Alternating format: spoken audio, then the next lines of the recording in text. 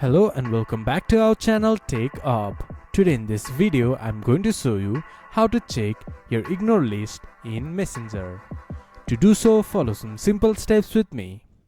First of all, open your Messenger application or go to Messenger website from your browser. Then this type of interface will appear in your screen once you have logged into your account. From here, click to your profile icon from the left bottom corner. There you can see restricted accounts.